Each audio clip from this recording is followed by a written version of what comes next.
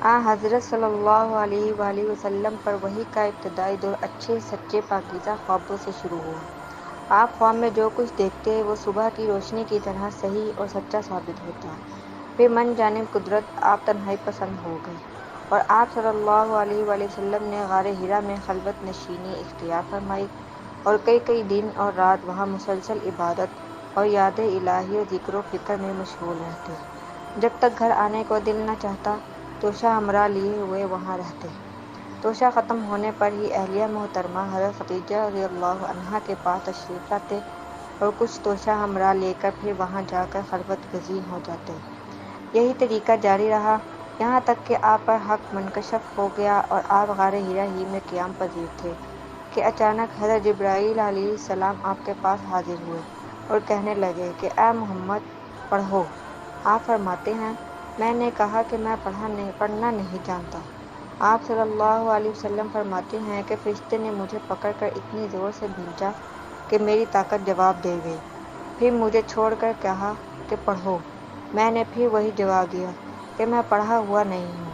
اس فرشتے نے مجھ کو نہایت ہی زور سے بھینچا کہ مجھ کو سخت تکلیف محسوس ہوئی۔ پھر اس نے کہا کہ پڑھ۔ میں نے کہا میں پڑھا ہوا نہیں ہوں۔ فرشتے نے تیسری بار مجھ کو پکڑا اور تیسری مرتبہ پھر مجھ کو بھینچا، پھر مجھے چھوڑ دیا اور کہنے لگا کہ پڑھو اپنے رب کے نام کی مدد سے جس نے پیدا کیا اور انسان کو خون کی پھٹکی سے بنایا۔ پڑھو اور آپ کا رب بہت ہی مہربانیاں کرنے والا ہے۔ بس یہی آیتیں آپ حضرت جبرائیل علیہ السلام سے سن کر اس حال میں غار حرا سے واپس ہوئے کہ آپ کا دل اس انوکھے واقعے سے کانپ رہا تھا۔ آپ حضرت خدیجہ رضی اللہ عنہا کے ہاں تشریف لائے اور فرمایا کہ مجھے کمبل اوڑھا دو، مجھے کمبل اوڑھا دو۔ لوگوں نے آپ کو کمبل اوڑھا دیا۔ جب آپ کا ڈر جاتا رہا تو آپ نے اپنی زوجہ محترمہ حضرت خدیجہ رضی اللہ عنہا کو تفصیل کے ساتھ یہ واقعہ سنایا اور فرمانے لگے کہ مجھ کو اب اپنی جان کا خوف ہو گیا ہے۔ آپ کی اہلیہ محترمہ حضرت خدیجہ رضی اللہ عنہا نے آپ کی ڈھارس بندھائی اور کہا کہ آپ کا خیال صحیح نہیں ہے۔ خدا کی قسم آپ کو اللہ کبھی رسوا نہیں کرے گا۔ آپ تو اخلاق فاضلہ کے مالک ہیں، آپ تو کنبہ پرور ہیں، بے کسوں کا بوجھ اپنے سر پر رکھ لیتے ہیں، مفلسوں کے لیے آپ کماتے ہیں، مہمان نوازی میں آپ بے مثال ہیں اور مشکل وقت میں آپ امر حق کا ساتھ دیتے ہیں۔ ایسے اوصاف حسنہ والا انسان یوں بے وقت ذلت و خواری کی موت نہیں پا سکتا۔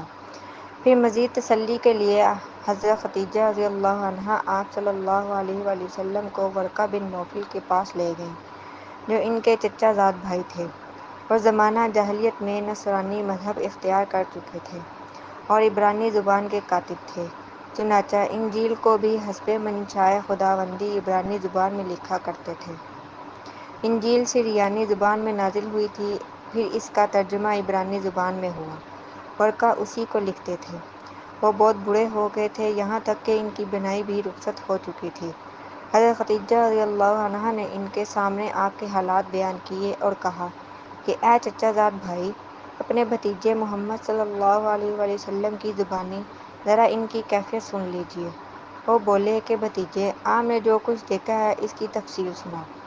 چنانچہ آپ صلی اللہ علیہ وسلم نے از اول تا آخر پورا واقعہ سنایا، جسے سن کر ورقہ بے اختیار ہو کر بول اٹھے کہ یہ تو وہی ناموس معزز رازدان فرشتہ ہے جسے اللہ نے حضرت موسیٰ علیہ السلام پر وحی دے کر بھیجا تھا۔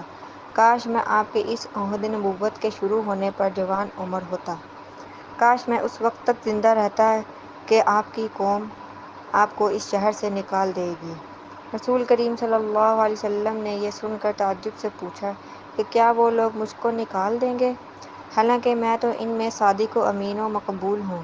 ورقہ بولا ہاں، یہ سب کچھ سچ ہے، مگر جو شخص بھی آپ کی طرح امر حق لے کر آیا لوگ اس کے دشمن ہی ہو گئے ہیں۔ اگر مجھے بھی آپ کی امت کا زمانہ مل جائے تو میں آپ کی پوری مدد کروں گا۔ مگر ورقہ کچھ دنوں کے بعد انتقال کر گئے، پھر کچھ عرصہ تک وحی کی آمد موقوف رہی۔